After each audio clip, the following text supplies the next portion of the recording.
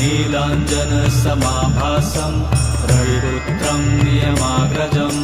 छायामार्तण्डसम्भुतं तं नमामि शनैश्चरम् नीलाञ्जनसमाभासं रविपुत्रं नियमाग्रजं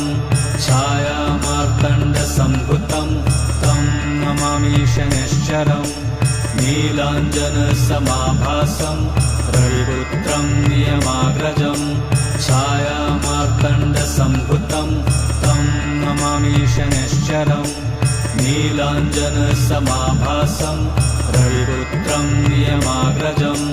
छायामार्तण्डसम्भुतं तं नमामि शनैश्चरम् नीलाञ्जनसमाभासं रविपुत्रं नियमाग्रजं छायामार्तण्डसम्भुतं तं नमामि शनैश्चरम्